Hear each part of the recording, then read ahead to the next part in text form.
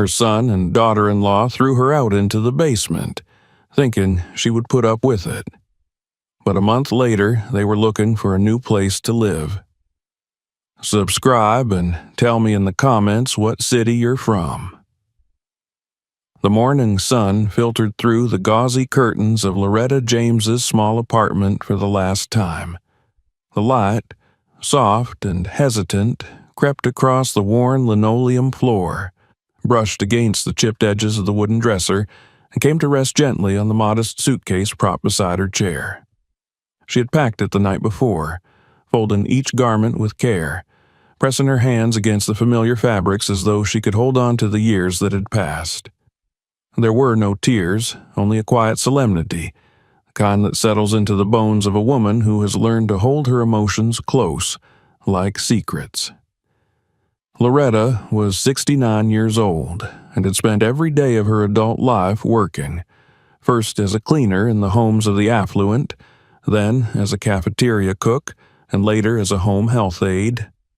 She had labored through long days and aching nights with one singular goal: to provide her son Jason with a life better than the one she had known. She had raised him alone after her husband died in a construction accident when Jason was just 3. Since then, she had never remarried. There had been no time, no space for personal dreams. Her world revolved around Jason, his schooling, his health, his future. Now, as she sat in the dim apartment she had rented for nearly 2 decades, a mixture of nervousness and anticipation stirred in her chest.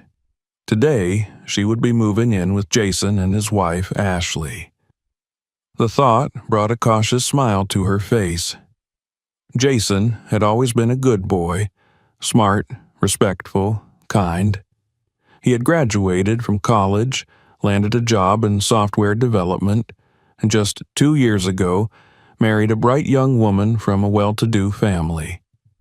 Ashley was tall and poised, always perfectly put together, with a voice like polished marble, smooth and cool.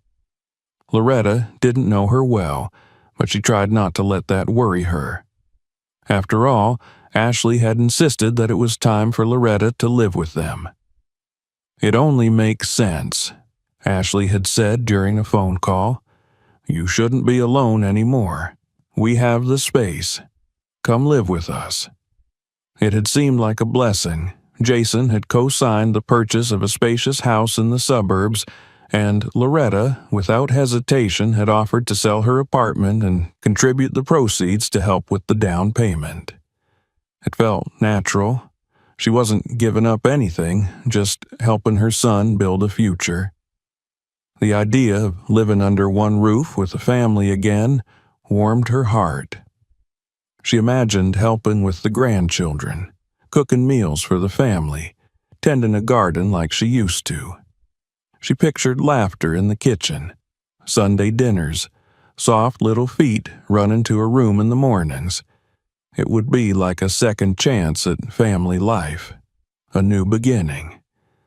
The movers arrived shortly after 10.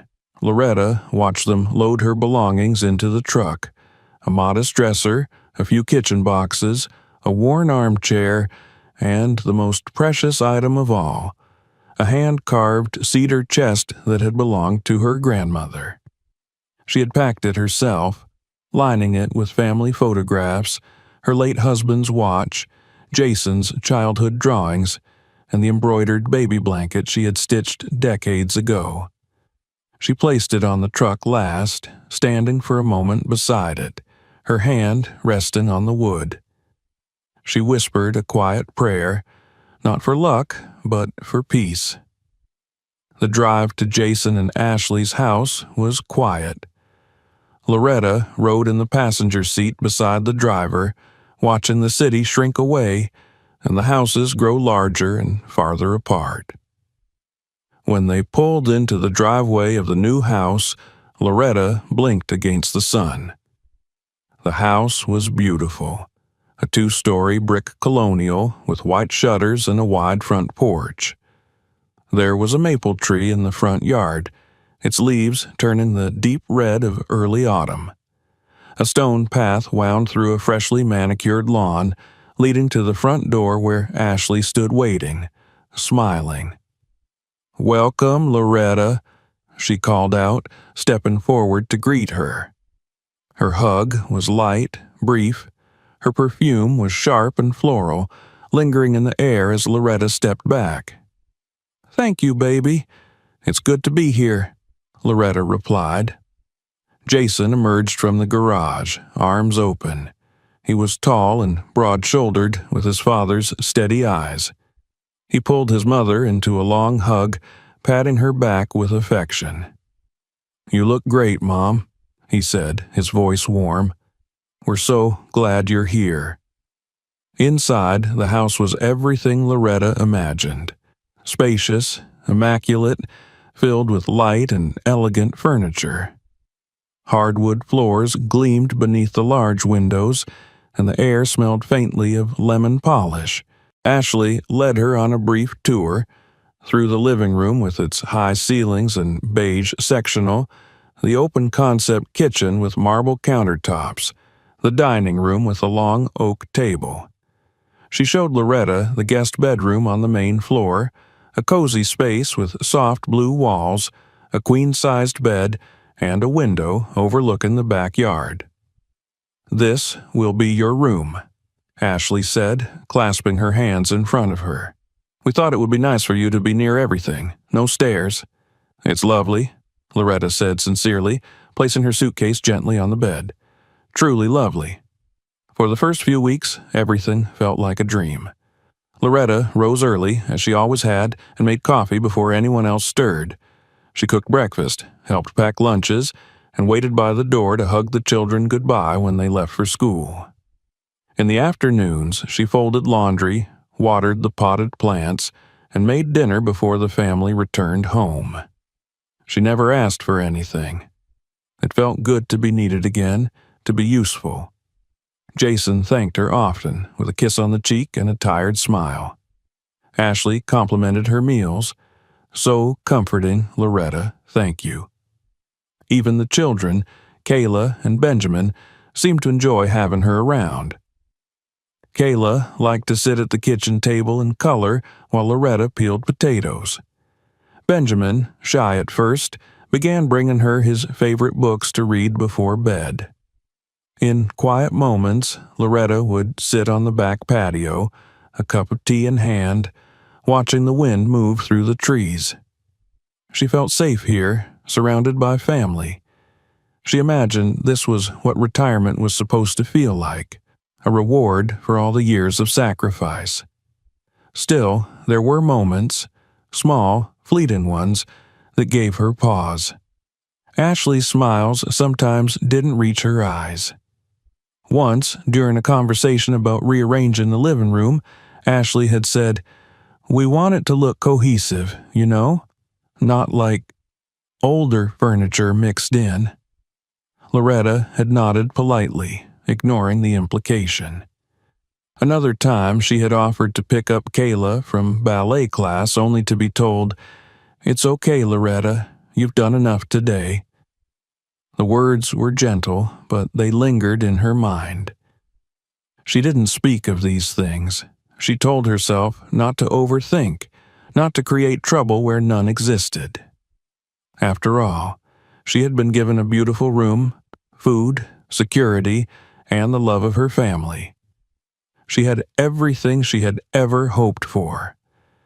And yet, one evening, as she sat alone in her room folding laundry, she caught her reflection in the window and was struck by a sudden thought. "I've traded one kind of solitude for another." But she brushed it aside. She was tired. Tomorrow would be better. And for a while it was. Until the small moments began to add up. Until the warmth of welcome began to cool. Until the soft rhythm of a shared home began to shift beneath her feet. Loretta didn't know it yet, but the life she had built around sacrifice was about to ask her for more than she had left to give. In the first few weeks, Loretta clung to the belief that she had done the right thing. The warm smiles, the small pleasantries, the polite thanks, these were her rewards. She moved through the house with a quiet grace, knowing where not to step, which drawers were hers to open, when to speak, and when to hold her tongue. She considered herself a guest, though she had sold the home she once owned and handed over the majority of her life savings to help Jason and Ashley buy this one. She told herself that being invisible in moments was simply a courtesy, a mark of humility, and not the beginning of something darker. But over time, the temperature of the house began to change, not physically, but atmospherically. Warmth gave way to formality. Where once Ashley had hugged her good morning, now she nodded, her face framed in the soft chill of politeness. The children, once so attached to Loretta's every word and story, now spoke to her with the distracted familiarity of routine, as though she were part of the wallpaper, there dependable but unnoticed. Ashley began to speak differently around her, as if addressing an employee rather than family. She would leave lists on the refrigerator. Kayla's ballet shoes need washing. Benjamin's lunch needs more protein. Try using olive oil instead of butter next time. There was no conversation, no shared planning, only instruction. And always with a smile. Always with the syrupy tone that dripped with false sweetness and unspoken expectations. At first, Loretta tried to dismiss it. Ashley was busy managing 2 children, a part-time design job, and her own ambitions. Perhaps she didn't mean anything by it. Perhaps the lists were her way of organizing her thoughts, not a dismissal of Loretta's judgment.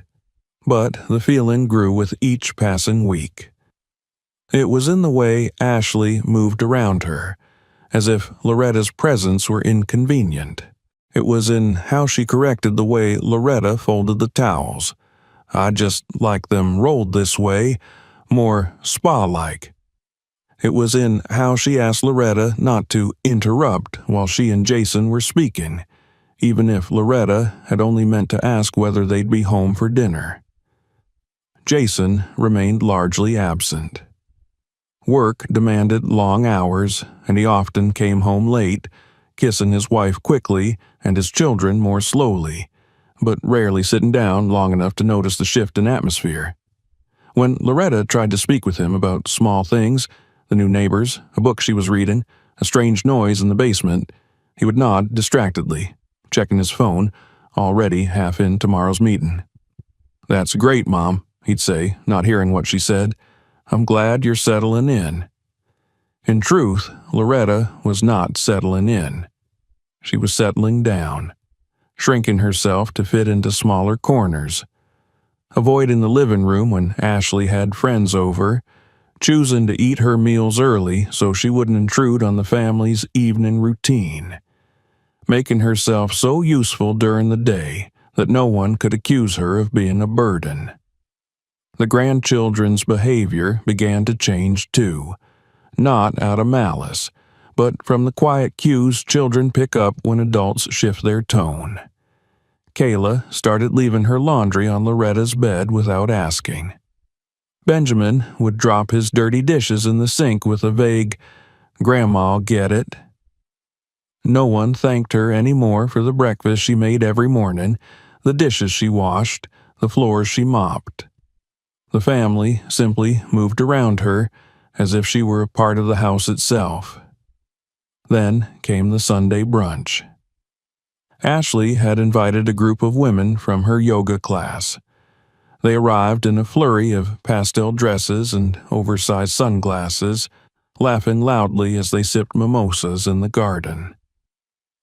Loretta had spent the entire morning preparing. Mini quiches, fresh fruit, blueberry scones, and cucumber sandwiches with the crusts cut just right. She wore her best blouse and styled her hair in soft curls, hoping to be part of the gathering, to feel included. But as the guests trickled in, Ashley pulled Loretta aside. "Would you mind keeping to the kitchen, Loretta? Just until everyone's settled in. Some of the women are new, and I'd like everything to feel seamless." Loretta blinked. "Of course," she said, her voice as smooth as she could manage. She stayed behind the kitchen counter, watching through the window as Ashley laughed with her guest, gesturing towards the spread Loretta had made, as though she were responsible for it all. Occasionally, one of the women would step inside, nod politely at Loretta without making eye contact, and take another plate outside. When Jason arrived home that afternoon, he kissed his wife and said, "Smells amazing in here." He didn't notice Loretta was already cleaning up, her back turned, wiping down the counter for the third time in silence. A few days later, Ashley sat across from Jason in the living room, her voice carrying easily through the thin walls. "I think it's time," she said. "Kayla's almost 9. She needs her own space. Benjamin's things are overflowing. We've talked about a playroom, and I really think it's time to make the shift." Loretta froze, the dish she was drying slipping from her hand and landing in the sink with a soft clatter. She didn't move, didn't breathe, just listened. "Where would Mom go?" Jason asked, his voice hesitant. Ashley sighed. "The basement, of course. It's finished. It has a full bathroom and it's quiet. She'd have privacy." "Isn't it a little cold down there?" he replied, his voice uncertain. "We can get a space heater. She doesn't even use the main living space much anymore. It makes sense. And I could finally have the home office I've needed for 2 years. I'm tired of working from the dining room." Jason didn't respond immediately. Then, "I guess we could ask her." Ashley's voice was cheerful, practiced. "It's not about asking, sweetheart. It's about what's best for the family." Loretta stood in the kitchen long after their voices faded, her hands resting on the edge of the sink, the towel limp between her fingers. She felt a familiar tightness in her chest. Not pain, exactly, but a constriction, a holding in. She had felt it once before, the day she buried her husband. That same tightening of the world, the shrinking of options, the quiet ushering of life into smaller, darker spaces. She didn't mention the conversation that evening. Instead, she cooked dinner. Chicken stew with dumplings, Ashley's favorite. She set the table with care, lit candles, poured wine. She served them with a smile and sat at the corner of the table, as always, listening to the children chatter and Jason murmur something about work. And when Ashley said, "We were thinking, maybe you'd be more comfortable in the downstairs guest suite," Loretta nodded before the question had even ended. "Of course," she said, "whatever's best." Ashley beamed. "Wonderful. I'll start clearing out the closet tomorrow." Jason reached for his wine glass and smiled vaguely in Loretta's direction. "Thanks, Mom. It really does make things easier." Loretta nodded again, her hands folded neatly in her lap. Her food grew cold on the plate. That night, in the small bedroom she would soon leave, she sat on the edge of the bed and looked around.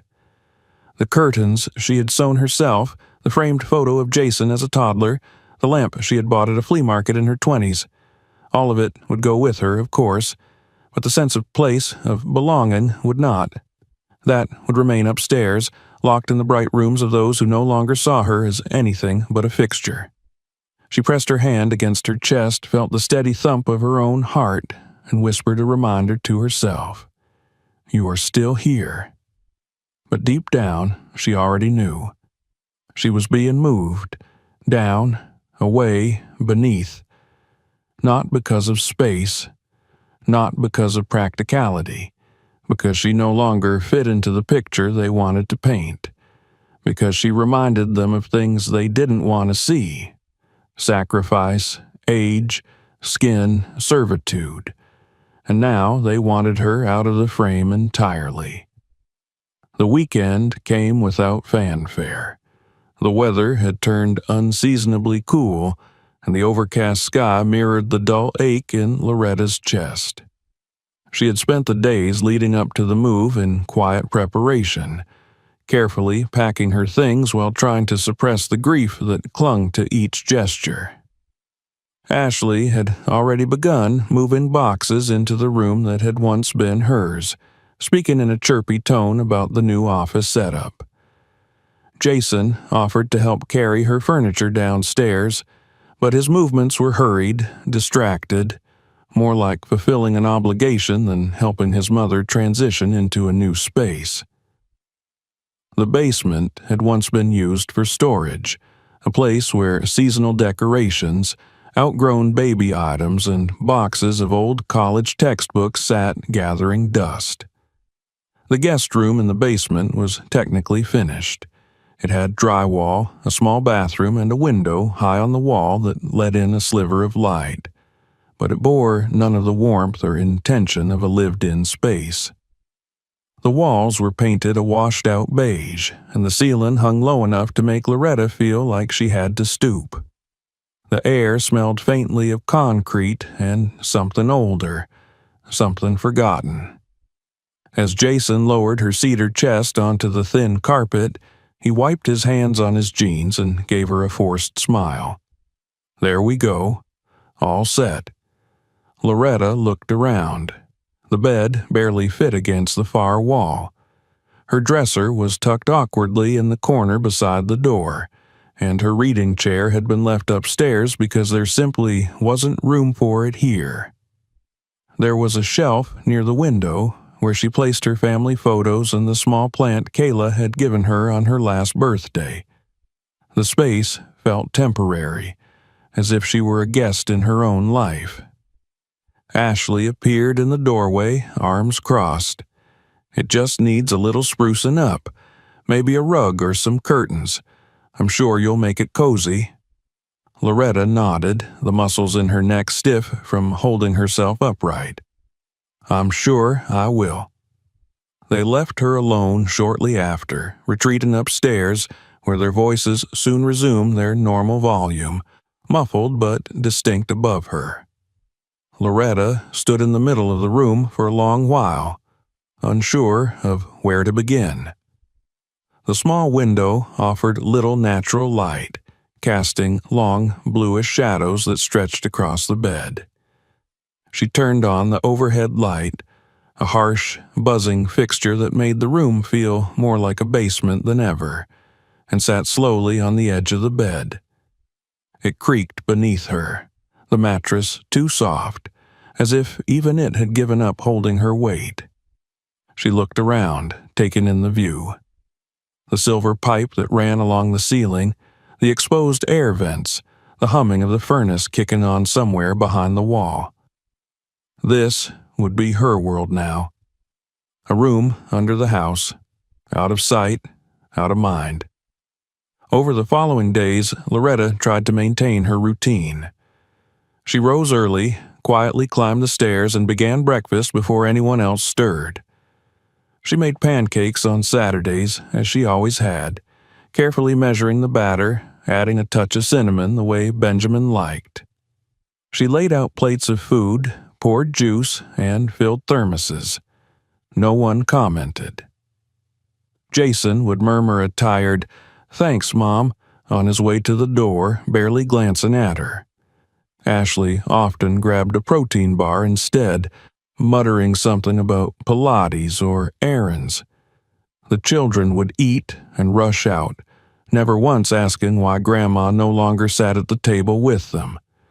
When the dishwasher broke, Loretta washed the dishes by hand. When the laundry piled up, she sorted and folded it without being asked. She changed the sheets, vacuumed the rugs, scrubbed the bathtub, and even repotted the dying ficus in the living room. She tried to take pride in these tasks, telling herself she was helping, contributing. But there was no acknowledgement, no recognition, only a quiet expectation that these things would simply be done. Evenings were the hardest. She would retreat to the basement after dinner, the sounds of the family drifting down like echoes from another world. Laughter, television, the ping of phone notifications, footsteps moving freely through rooms she no longer entered. Loretta would sit on her bed, her hands in her lap, listening. Sometimes she would try to read, but the light was too harsh. Sometimes she would watch the shadows on the ceiling and imagine they were dancing. Mostly, she sat in silence. When holidays approached, Ashley began planning her annual dinner party, a gathering of colleagues and friends. Loretta had hosted holidays her entire life. Thanksgiving turkeys, Christmas hams, Easter roasts. She had the timing down to a science. She knew how to set a table for 12, how to fold napkins like tulips, how to create warmth from nothing. She offered to help, her voice steady and kind. Ashley smiled politely. "Oh, no need. We're going a different direction this year. More modern. I've got it handled." But Loretta still spent the day cooking, preparing side dishes just in case, making sure there was enough wine, enough ice, enough warmth in the house. She wore her best dress, brushed her hair back with care, and waited upstairs to greet the guests. Ashley intercepted her by the stairs. "Loretta, I was thinking maybe you'd be more comfortable downstairs tonight. It's just with the noise and the crowd." Loretta blinked. "I made the sweet potatoes you like." Ashley didn't meet her eyes. "Yes, thank you. That was so thoughtful." Loretta descended the stairs slowly, the tray of sweet potatoes in her hands, and placed them on the bottom step. She didn't want to intrude. From her room, she could hear the party unfold above her. Clinking glasses, laughter, someone playing music on their phone. She sat in her room and stared at the blank wall, the echoes pressing down on her like stones. Her body began to ache in new ways. Her knees throbbed in the cold. Her back stiffened in the mornings. She mentioned once, casually, that the basement was chilly. "I'll check the vents," Jason said, flipping through his phone. He never did. Loretta used the last of her savings to buy a small space heater. She placed it near the foot of her bed, watching the coils glow orange in the dim room. The warmth it gave off was minimal, but symbolic. One small corner of comfort she could control. When Christmas came, Loretta wrapped gifts for the grandchildren in silver paper and tied them with ribbons she had saved from years past. She baked cookies and filled jars with cocoa mix and mini marshmallows. Ashley rearranged the decorations Loretta had put up, murmuring something about a more cohesive color scheme. On Christmas morning, Loretta came upstairs with her gifts, only to find that the family had already opened theirs. Wrapping paper littered the floor. Benjamin was playing with a remote control car. Kayla was scrolling on her new tablet.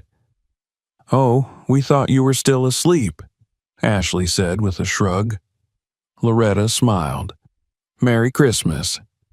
She handed out her gifts, and the children accepted them without enthusiasm, already overwhelmed by newer, flashier things. Jason offered her coffee, but there was no seat for her on the couch.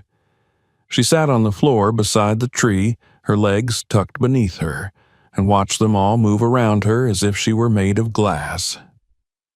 Later that day, Ashley handed her a load of laundry and asked if she could take care of it when you get a chance. Loretta nodded and carried the basket back down to the basement, her knees aching with every step. That night, she cried quietly into her pillow, not because of the gifts or the decorations, but because of what the day had revealed. She had become the help, the maid, the cook.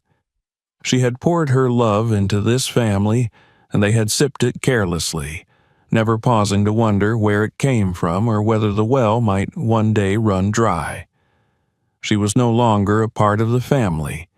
She was an accessory, a convenience. The final crack came one rainy afternoon in February. Loretta had gone upstairs to bring in the laundry before the storm rolled in. Ashley's laptop was open on the bed, and a document was displayed on the screen, a renovation plan. Loretta hadn't meant to look, but her name was like a siren. She stepped closer, squinting. The plans showed the basement being converted into a full gym and entertainment suite. New flooring, modern lighting, soundproofing. There was no mention of a bedroom, no space set aside for her, no trace. She noticed the date in the corner, 3 years in the future. They were already planning a life without her in it. With trembling hands, Loretta turned off the screen and backed out of the room. She carried the laundry down in silence and folded it with mechanical precision. That night, as she sat in her room listening to the rain against the tiny basement window, something inside her shifted. Not anger, not yet, but clarity. They were waiting for her to disappear. Quietly, gratefully. She would not give them the satisfaction. Not yet. Not ever. The morning after the rain, Loretta awoke in the basement with a heaviness that felt different from her usual aches. The shift was subtle, yet profound, like a seam inside her had come undone during the night. She stared at the ceiling for a long time before rising. The small heater in the corner buzzed gently, casting an orange glow across the room, but it could not chase away the chill in her bones. She dressed slowly, her movements deliberate, as though testing each limb, each thought for signs of weakness. But there was none. Only clarity. And an undercurrent of something else. Anger, perhaps, or maybe something older, something deeper, something more resilient. The house was quiet when she emerged from the basement. She brewed coffee, moving through the kitchen with practiced ease. She cracked eggs into a bowl, whisked them with a pinch of salt, and laid strips of bacon into a pan. The ritual soothed her, anchoring her mind to something familiar while her thoughts spun around what she had seen the day before. She could still picture the glowing laptop screen, the architectural renderings, the clean lines of the redesigned basement, her basement, transformed into a space of leisure, her presence erased without ceremony. Ashley appeared first, her hair tucked under a sleek headband, leggings clinging to her thin frame. She smiled absently and poured herself a green smoothie without acknowledging the breakfast on the stove. "Morning," she muttered. Loretta nodded. "Morning." Jason followed, dressed for work, tie half knotted, phone in hand. He grunted a greeting and reached for a mug. Loretta placed a plate in front of him, filled with eggs, toast, and bacon, just the way he liked. "Thanks, Mom," he said, not looking up. She watched them move around her, operating on autopilot, taking without noticing. It struck her then how seamless her invisibility had become. She had folded into their lives so thoroughly that her efforts were indistinguishable from the furniture, the appliances, the water from the tap. She didn't confront them that morning. There was no scene, no tears. Instead, she made her quiet preparations. When Jason left for work and Ashley retreated to her new home office, formerly Loretta's bedroom, Loretta put on her coat and stepped out into the cold. The bus ride downtown was long and slow, but she didn't mind.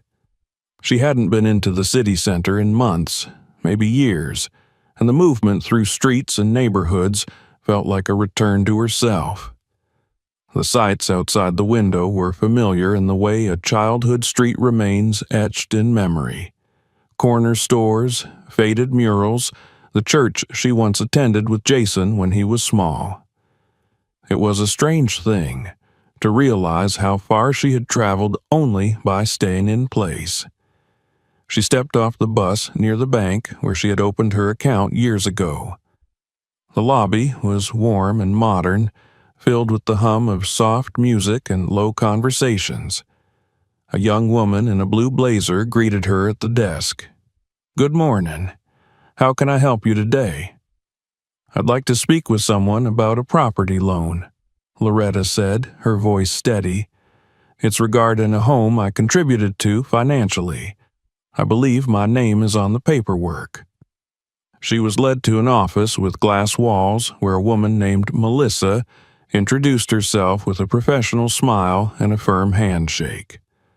Loretta explained her situation, choosing her words carefully, as if unspooling a long thread.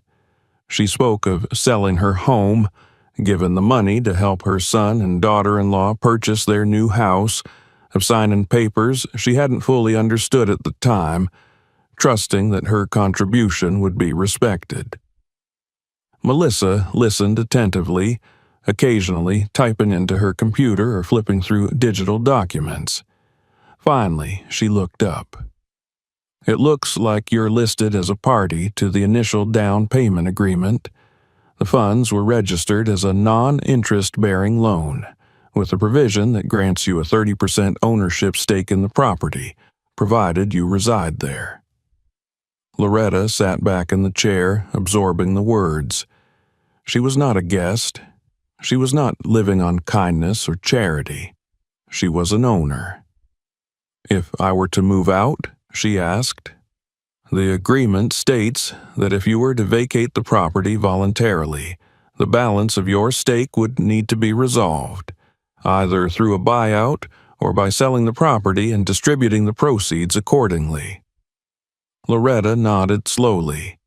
"Thank you. Would you like to open a personal account in your name?" Melissa offered. "We can ensure all future transactions related to this arrangement are recorded securely and confidentially." "Yes," Loretta said, "I'd like that." By the time she left the bank, she was trembling, not from fear or cold, but from the sheer force of standing up straight again. She walked to a nearby cafe, one she used to visit after Sunday church, and found a small table by the window. She ordered a sandwich and a cup of tea, the act feeling luxurious in its simplicity. She opened the folder of documents Melissa had printed for her and began reviewing them line by line, highlighting phrases, circling numbers. She was no longer just a mother, or a helper, or a name buried in a legal form. She was a woman with equity, with agency, with rights, and she would no longer allow herself to be erased. On her way home, she passed the community center. A bulletin board stood just outside the main doors, cluttered with colorful flyers. One caught her eye, a weekly writing group for women over 60. "Your story matters," it read. "No experience necessary." Loretta tore off a tab with the contact number and tucked it into her coat pocket. That evening, when she returned to the house, nothing had changed on the surface. The children were doing homework, Ashley was typing at her laptop, and Jason was fixing a leaky faucet in the powder room. Loretta moved through the familiar motions, warming leftovers, checking backpacks, folding laundry, but her mind was elsewhere.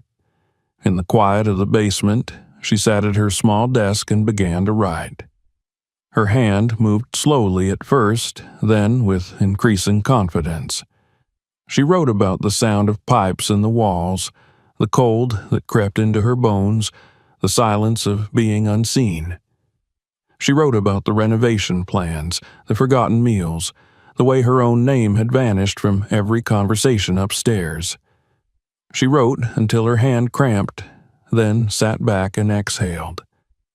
The room was no warmer, the walls no brighter, but something inside her had shifted. She was building something now, a record, a voice. The next day, she called the number on the flyer and signed up for the writing group. Over the next few weeks, she attended each meeting faithfully. The group was small, 6 women, all with gray in their hair and stories etched into their faces. They met in a quiet room with big windows and a long table where pens, notebooks, and mugs of tea waited. Each session began with a prompt, followed by 30 minutes of silent writing, and then, for those who wanted, a chance to share. Loretta shared her work on the third week. She read about the basement. The women listened without interruption. When she finished, there was a silence that felt reverent. One woman reached across the table and took her hand. "You're not alone," she said. The group leader asked if she would submit the piece to the local paper's community column. Loretta hesitated, then agreed. 2 weeks later, her story appeared in print, accompanied by a sketch of a staircase leading down. The title, Underneath. It was a beginning. The piece drew attention. Letters to the editor appeared, responses from other women, from daughters, from mothers. Some thanked her for her honesty. Others asked how she had found the courage to speak. Ashley found the article one afternoon, folded neatly in the mailbox. Jason brought it to Loretta. "Is this about us?" he asked, standing in the basement doorway, his expression unreadable. Loretta met his gaze evenly. "It's about me." He didn't respond, just turned and walked back upstairs. But that night, he lingered a little longer in the kitchen. He asked how her day had been. He listened when she answered. He even said thank you when she passed him the salt. Small changes, barely visible, but enough.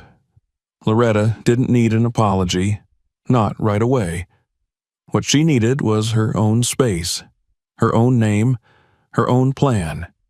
She was no longer waiting to be invited into a life that had already written her out. She was ready to write a new one, and this time the pen was in her hand.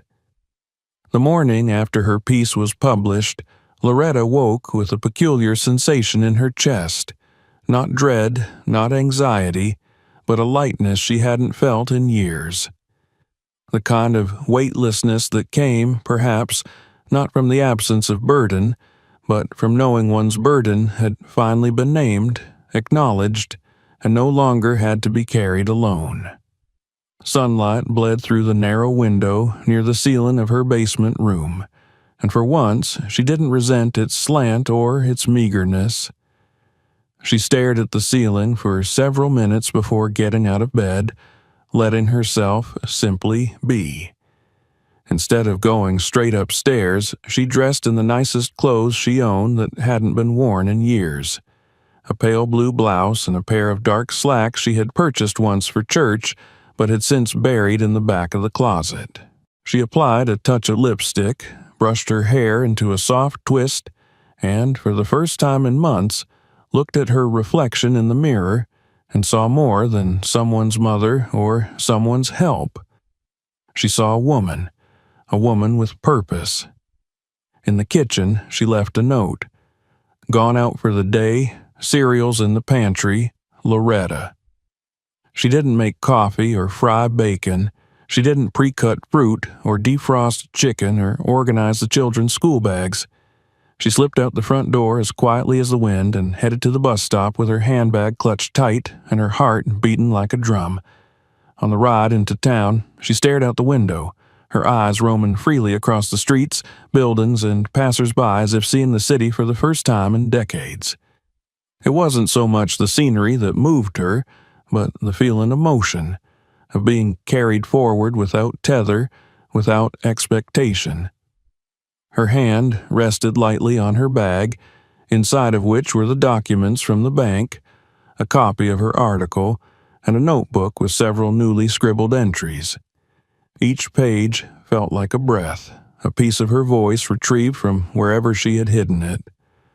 Her first stop was the library. The main branch downtown stood like an old friend waiting at a crossroads, its brick exterior softened by ivy and time.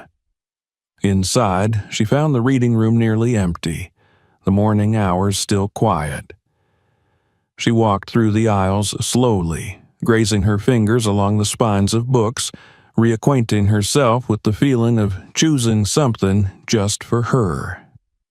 She pulled down a collection of essays by black women writers, their titles bold and names familiar, voices that had once kept her company in the evenings after long shifts, voices she hadn't allowed herself to revisit in too long. She spent 2 hours reading, scribbling quotes into her notebook, nodding silently to herself when certain phrases struck home. When noon came, she gathered her things and walked to a nearby cafe, a small, cozy place tucked between a florist and a laundromat. She ordered a turkey sandwich, a cup of chamomile tea, and sat by the window watching pedestrians hurry past. The food was simple, the tea warm, and the moment precious in its ordinariness. She didn't have to rush back to start dinner, to vacuum, to help with homework. No one was waiting on her. The freedom was unsettling in its newness, but exhilarating too. She felt as though she had stepped into someone else's life, a quieter, freer one, and was slowly realizing it could be her own. After lunch, she returned to the community center, where the writing group met every Thursday. Though it wasn't a meeting day, she asked if she could use one of the empty rooms to write. The receptionist gave her a kind smile and led her to a small room with a round table and large windows facing a narrow garden. Loretta sat and wrote for hours.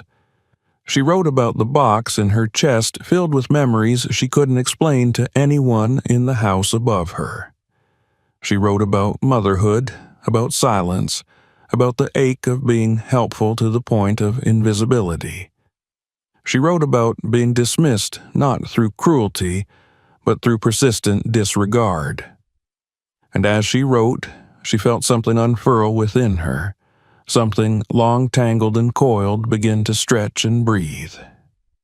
Later that afternoon, she did something unexpected. She walked to Lakeside Haven, a senior living community she had passed countless times on the bus, but had never entered. She didn't intend to stop, but her feet carried her forward. She paused at the entrance, her hand hovering near the glass door, her breath catching. Then she stepped inside. The lobby was bright and airy, with tall ceilings and wide windows that let the light flood in. There were couches arranged in welcoming circles, fresh flowers on the tables, and soft jazz playing in the background. The air smelled of lemon and old wood, clean, comforting, familiar. A woman at the front desk greeted her warmly. "I was just curious," Loretta said. "I'm not sure I belong here yet."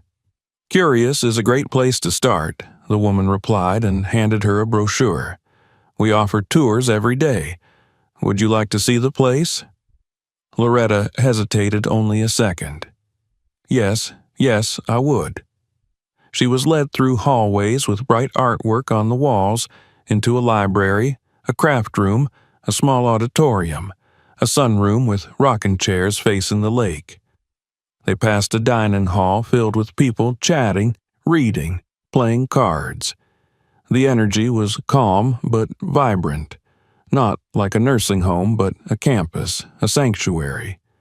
They paused at one of the model apartments, a one-bedroom unit with a kitchenette, a wide window with a view of the water, and a sitting area just big enough for a reading chair and a small table.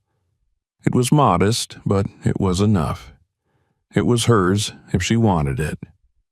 She asked about cost, about payment plans. The numbers made her stomach twist until she remembered the documents in her bag. The bank had confirmed she owned 30% of the house she lived in. If she chose to sell her share or force a buyout, she could afford this. Maybe not with luxury, but with dignity. She left the tour feeling breathless, overwhelmed, and more alive than she had in years.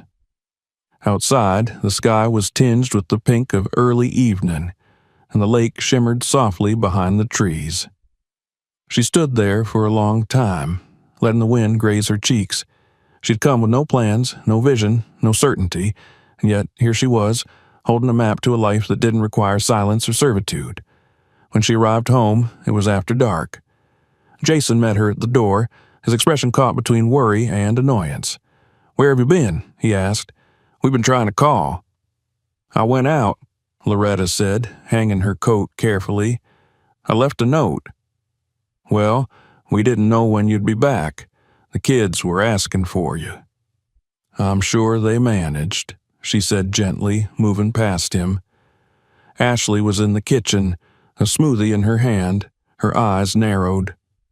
"We had plans to go over summer vacation dates tonight." Loretta turned to her calmly. "You still can. I don't need to be involved in that." Ashley blinked, momentarily thrown. Jason stepped forward. "Did something happen today, Mom?" "Yes," Loretta said. "I thought about what I want." The words hung in the air like bells, clear, resonant. That night, she didn't go down to the basement immediately. She stayed upstairs, sitting at the dining room table long after the others had retreated to their rooms. She took out her notebook and wrote again. This time her words were declarations, not reflections. "I want a space of my own. I want warmth and quiet and respect. I want to be seen, not used. I want to live, not survive." She turned off the lights herself, descended the stairs with unhurried grace, and slipped into the small room that had been her cage, and now, she knew, would soon be nothing more than a chapter. She was no longer waiting for permission to change her life. She had stepped into the world and found it waiting. And she had not flinched. The house seemed quieter than usual in the days that followed, though it wasn't because anyone had spoken less. The routines remained the same. Ashley came and went with her measured grace. Jason buried himself in work. The children darted between school, activities, and their screens. But Loretta noticed a subtle change, like the stillness that settles before a summer storm. Her quiet withdrawal from their everyday demands had not gone unnoticed. Her absence at the dinner table, her reluctance to run errands, and her rare but firm refusals to accommodate last-minute favors all created small ripples on the surface of a family that had grown too used to the smooth waters of her compliance. No one confronted her directly. Instead, there were long glances, quiet whispers, the occasional stilted question about her plans for the day. Ashley's tone had grown cooler, her comments edged with sarcasm so thinly veiled that it might have passed for humor had Loretta still been willing to give her the benefit of the doubt. Jason, though more subtle, had taken to watching her when he thought she wasn't looking. His eyes not angry, but confused, like a man who had misplaced something and couldn't quite name what it was.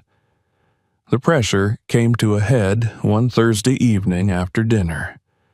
The children had gone to bed early, and Loretta was sitting in the living room reading an article about elder financial independence. She heard their voices from the kitchen, Jason's low and uncertain, Ashley's clipped and firm.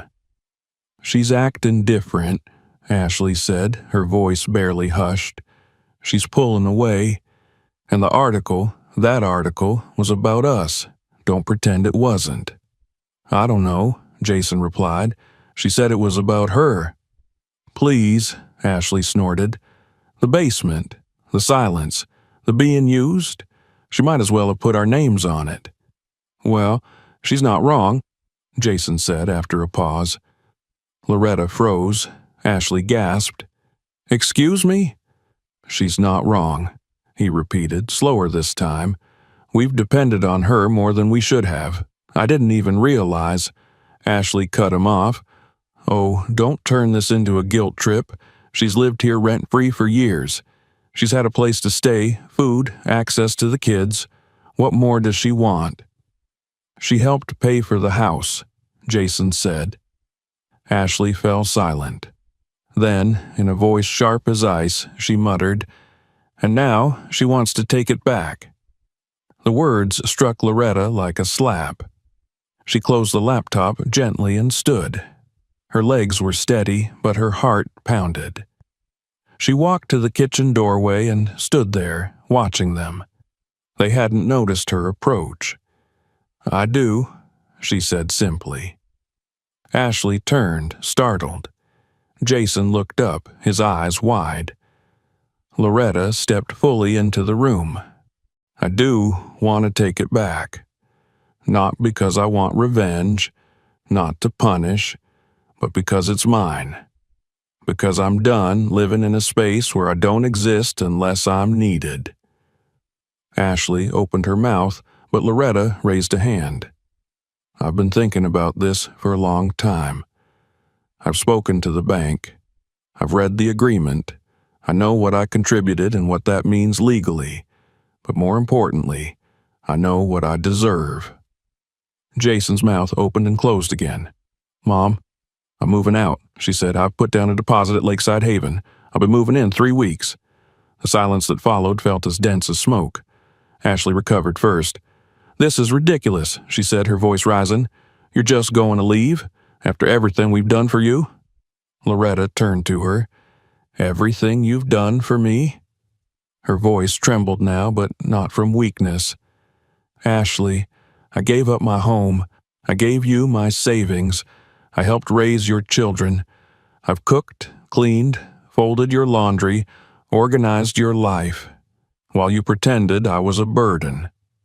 Jason stepped forward. "Mom, that's not fair." "No," she said, her voice steady now. "What's not fair is pretending I don't matter unless I'm serving you. What's not fair is building renovation plans that erase me from this house. What's not fair is celebrating holidays without including me, eating the meals I made, then shooing me back downstairs like I'm the help." Ashley crossed her arms. "So what? You're going to force us to sell the house?" Loretta looked at her son. "I'm going to ask that you buy out my share. If you can't, then yes, the house will have to be sold." Jason paled. "That'll be hard to afford. We're not prepared for that." Loretta's expression softened, but she didn't bend. "I wasn't prepared to be put in the basement. I wasn't prepared to be forgotten. And yet, here we are." Ashley scoffed. "This is selfish. You're tearing this family apart because your feelings are hurt." Loretta felt the sting, but didn't flinch. "No, I'm saving myself before I disappear entirely." Jason sat down heavily at the table, rubbing his eyes. "Mom, I don't want you to go." "I know," she said gently, "but you didn't want me to stay either, not really, not as myself, just as someone who made your life easier." The hours that followed were filled with heated words, tears, long silences. Jason cycled through frustration, denial, bargaining, and finally, a quiet kind of sorrow. Ashley kept her tone hard, but Loretta saw the flicker of fear beneath it. The fear of losing control, of facing a life without a free laborer in the basement. Loretta didn't gloat, didn't rage. She was firm, but not cruel. She spoke clearly from a place of long-held pain that had finally found the courage to surface. Eventually, the conversation ended in quiet resignation. Jason agreed to speak with the bank, to explore options. Ashley said nothing, but left the room abruptly. Loretta stood in the kitchen long after they had gone, the clock ticking above the stove, the dishwasher humming. She poured herself a glass of water and leaned against the counter, her hands trembling now that the moment had passed. It hadn't been easy. It wouldn't get easier. But something had cracked open, and the air that rushed in felt new and clean. Downstairs, in the basement room that was still technically hers, she sat on the bed and looked around. The boxes would come soon. The photos would be packed. The heater would be unplugged. But for now, she allowed herself to feel the weight of what she had done. She had said no. She had drawn a line, and that line would lead her out the door, into the life she was choosing, finally, for herself. The final weeks in the house unfolded in a strange and delicate balance of tension and necessity. There was no more fighting, no more confrontation. After the initial shock of Loretta's announcement passed, Jason had shifted into a state of quiet logistics, spending long evenings on the phone with real estate agents and financial consultants, reviewing documents and running numbers. He never said so, but Loretta could see it in the way he carried himself. Slower, shoulders bowed under the weight of guilt and realization. He had not protested again. Instead, he moved through the tasks she had made unavoidable, eyes fixed on the future she had chosen for herself. Ashley, for her part, adopted a brittle kind of civility. She spoke to Loretta only when necessary, her voice clipped but controlled. The house she had envisioned molding in her image was now once again up for negotiation. The renovation plans that had once represented her quiet dominion were shelved. There was no talk of a home gym anymore, no browsing Pinterest boards for tile samples. It wasn't open warfare. It was something colder. A silence that no longer demanded Loretta's compliance, but refused to acknowledge her presence altogether. Loretta noticed, but she did not dwell. Her focus was on the days ahead. Each morning, she woke early, as always, but no longer to prepare breakfast. Instead, she took long walks around the neighborhood, feeling the spring edge into the air. The trees had begun to bud again. Tulips pushed their bright heads through the soil in front yards. There was something comforting about nature's disregard for the drama of human households, its insistence on blooming, on cycling forward. She spent her afternoons carefully sorting her belongings. She chose only what mattered: her grandmother's writing desk, the cedar chest that had once held her son's baby clothes, a few framed photographs, the armchair she'd restored by hand 10 years ago. There wasn't room for much in her new apartment, but that suited her. She didn't want to carry the weight of this house with her, just the pieces that had always belonged solely to her. The grandchildren reacted in their own ways.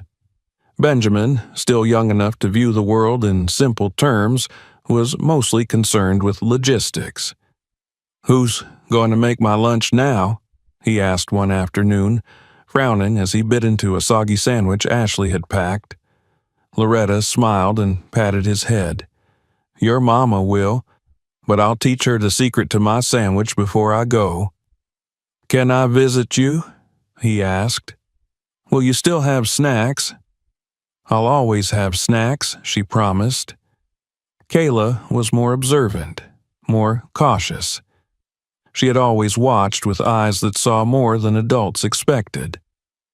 "They shouldn't have put you in the basement," she said quietly one day, helping Loretta wrap a ceramic vase in newspaper.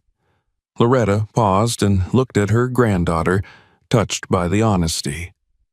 "Sometimes grown-ups make poor choices," she said softly, "but we can all learn to do better." "Will I still get to see you?" Kayla asked. "Of course," Loretta said. "My door will always be open." The night before her move, the house was unusually still. Loretta sat in her nearly bare room, surrounded by boxes and memories. The heater hummed softly, casting its usual golden light on the walls. But this time it didn't feel like she was retreating into the basement. It felt like she was preparing to rise. A soft knock came at the door. Jason entered without waiting for a reply. He stood awkwardly near the bed, holding a small suitcase she recognized from her own closet. He must have used it for some work trip years ago. "I packed a few things to help you tomorrow," he said, placing it on the floor.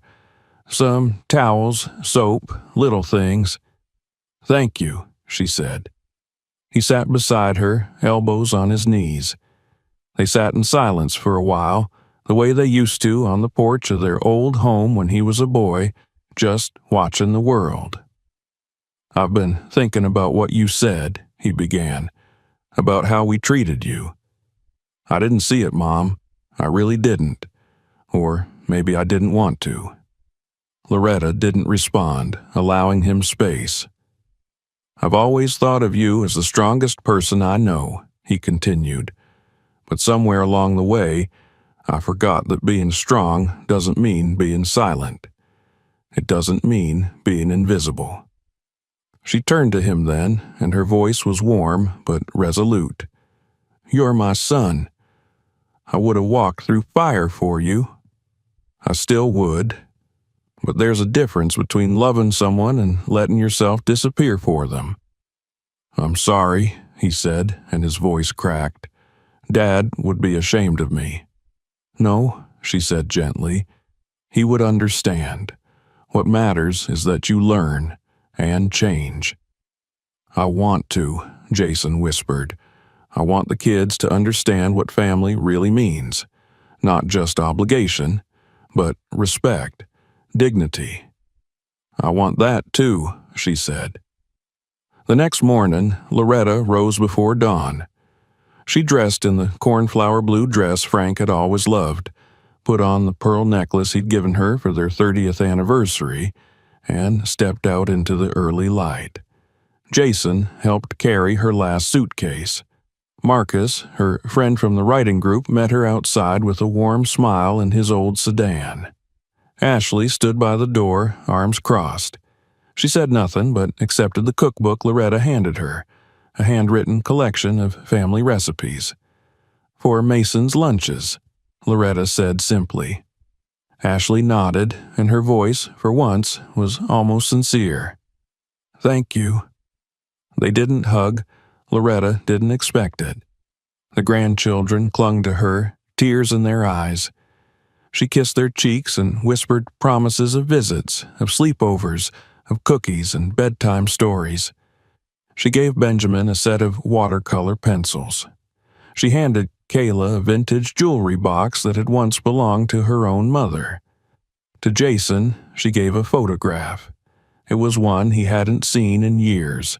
Him as a child, sitting on Frank's lap, both of them laughing at something off camera.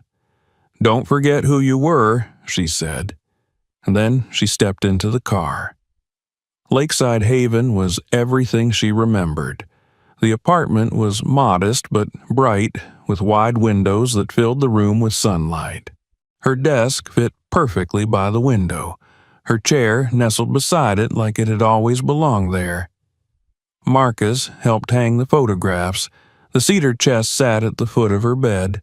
There was no basement, no steps to climb, no corners to hide in. By afternoon, she was settled. The sun poured in like a benediction. She brewed a cup of tea, sat by the window, and looked out at the lake.